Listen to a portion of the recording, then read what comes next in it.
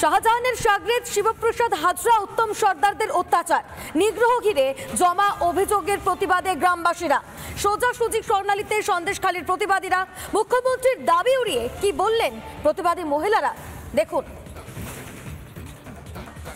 আমি চেয়েছিলাম একজনের সঙ্গে কথা বলতে, তারা বলেছেন না আমরা সবাই বলবো। তারা সাহস করে এগিয়ে এসছেন। এই জন্য প্রথমেই বলি আপনাদের কুর্নিশ, আমার স্যালিউট। যদি শুনতে পান আমার কথা, আপনাদের স্যালিউট, আপনাদের কুর্নিশ। রিপাবলিক বাংলা আমাদের পাশে আছে। আমি স্বর্ণালী শুরু থেকে আপনাদের কথা বলে এসেছি, আবারও বলবো, কোনো কিছুর ভয় পিছিয়ে আসবেন না। আপনাদের এই সৎ সাহসটাই হয়তো শেষ পর্যন্ত পশ্চিমবঙ্গের মায়েদের মেয়েদের সম্মান ফিরিয়ে আনতে পারবে। পুলিশ নাকি আপনাদের প্রোটেকশন দিচ্ছে, আসল ছবিটা কি? এখনো পর্যন্ত শাসানি আসছে, ভয় করছে। ভয় করলে কারা ভয় দেখাচ্ছে, কারা ভয় দেখাচ্ছে, কারা ওখানে ভয় দেখানোর চেষ্টা করছে জানতে চাইবো। আমার মা বাবাকে মারধর করলো, আমাদেরকে বাড়িতে মারধর করলো, এই যে কোনো ব্যবস্থা করলো না, কিংবা কোনো হচ্ছে হসপিটাল নিয়ে গেলো, সেখানে চিকিৎসা করলো না। এটা দিদি কি দেখছেন? আর হচ্ছে উত্তর মস্তরা কি করছেন আমাদেরকে বলুন। আর এইসব বাড়িতে হুমকি দেখানো, জব কার্ডের টাকা দিচ্ছেন না, এই যে ঘরে ছবি তুলে নিয়ে যাচ্ছেন তার টাকা দিচ্ছেন না, এটা কি ব্যবস্থা করলেন উত্তম মস্তা আর সাজা? কারণ মমতা বন্দ্যোপাধ্যায় বলছেন আপনারা যারা মুখ ঢেকে রয়েছেন, কথা বলছেন, আপনারা সবাই নাকি ওখানে বিজেপি করেন।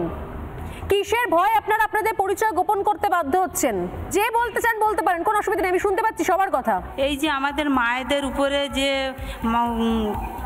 মানে খারাপ ব্যবহার করেছে উত্তম সর্দার, শিবু হাজরা, মানে মায়েদেরকে রাতের পর রাত, দিনের পর দিন এই যে নিয়ে গেছে, এটা যে শুনেছেন আপনারা, সেটা সত্যি কথা।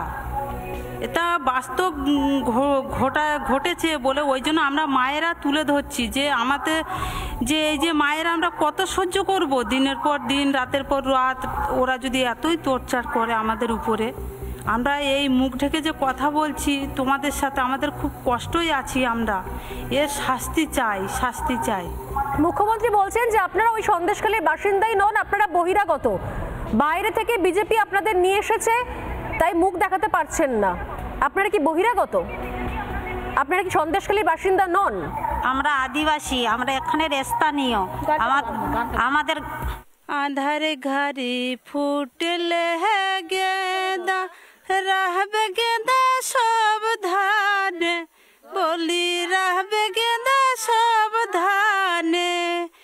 আর সন্দেশখালী উত্তম দাদা খাইলা মধু চোরাইকে। আর সন্দেশখালী উত্তম দাদা খাইলা মধু চোরাইকে।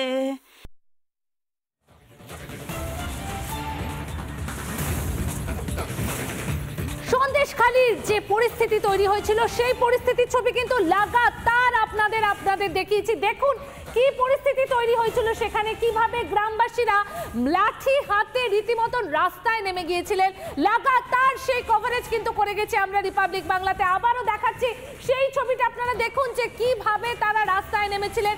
গোটা গ্রাম নেমে এসেছিল রাস্তায়। এখনো চলছে শাহজাহান শিবুদের হুমকি।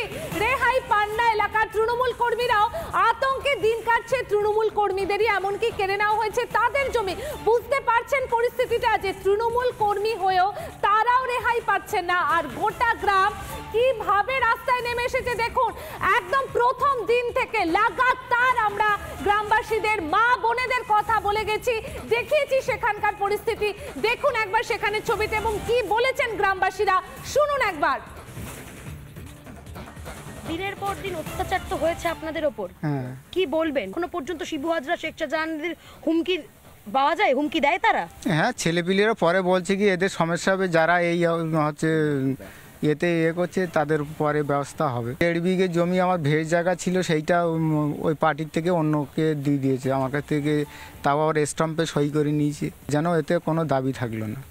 1.5 বিঘা জমি যে আপনার নিয়ে নেওয়া হলো, তারপরে আপনি অভিযোগ জানিয়েছিলেন? থানায় গিয়েছিলাম, তা বললো কি শিবু হাজরার কাছে যেতে হবে, তারপরে তোমার ডায়েরি নেওয়া হবে। শিবু হাজরার কাছে না গেলে সেই ডায়েরি নেওয়া হবে না।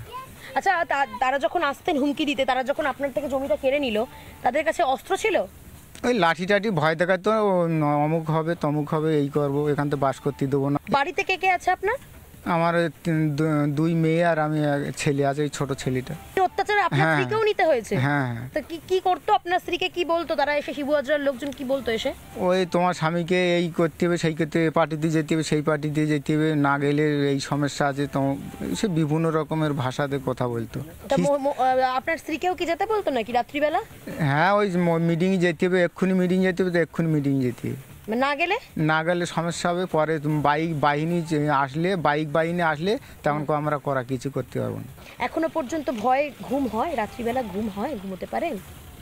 এখন ওই ঘরে তালাতে চুপ করে থাকি, তো কোনো শব্দ তো এখন হয় না। আর এই যে মুখ্যমন্ত্রী আপনাদের নিয়ে সংখ্যালঘুদের উন্নয়নের কথা তিনি বলেন, আপনাদের নাকি অনেক উন্নয়ন হয়েছে, সত্যি কি আপনাদের উন্নয়ন হয়েছে? আমরা তো কোনো উন্নয়ন পাই না, আমি তো পাইনি, আর কে পেয়েছে বলতে পারো না, আমি তো কোনো উন্নয়ন পাইনি। একটা কথা মুখ্যমন্ত্রী বলছেন, শেখ শাহজাহানকে নাকি টার্গেট করা হচ্ছে, শিবু হাজরার মতো দলবলকে নাকি টার্গেট করা হচ্ছে। তাদের কি টার্গেট করা হচ্ছে? না, টার্গেট যদি করা হতো তাহলে আর এইসব করতো, মানুষ এরকম ভয় থাকতো। মুখ্যমন্ত্রী বলছেন যারা শেখ শাহজাহান কিংবা এই শিবু হাজরাদের মতো লোকেদের বিরুদ্ধে কথা বলছেন, সেই সমস্ত মানুষ নাকি বিজেপি আর আরএসএস। না কোনোদিন না, আমি তো টিএমসি করি। আপনি টিএমসি করেন? হ্যাঁ, টিএমসির আবার সংখ্যালঘু সভাপতি আমাকে করে দিয়েছে। আপনি তৃণমূলের কোন পোস্টে ছিলেন?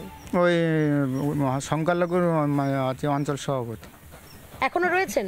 এখন আমি তো যাইনি, ও আমার কোনো তো আমাকে করে না, ও মানে আপনাকে মানেই না মোটামুটি। তারা নিজেদের মতোই কাজ করে। পঞ্চায়েতে যার মতন ভাগ যোগ হয়ে যায়, আমাকে জানায় না কোনোদিন। ভোটের সময় ওরা যখন বলে তখন চলে যায়, তখন পরে বলে কি তোমাদের ভোট হয়ে গেছে আর তোমাদের যেতে হবে মানে ভোট দিতে দেওয়া হয় না আপনাদের? না। মুখ্যমন্ত্রীকে কিছু বলতে চান? তিনি তো সেফগার্ড করছেন শেখ শাহজাহান এই সন্দেশখালীর ঘটনায়। হ্যাঁ, সেইটাই তো করছে, দেখছি। এই যে গরিব মানুষ মরে যাচ্ছে, উনি এইসব করতে গরিব মানুষ মরে যাচ্ছে, বিদেশে চলে যেতে যাচ্ছে এদের ভয়তে।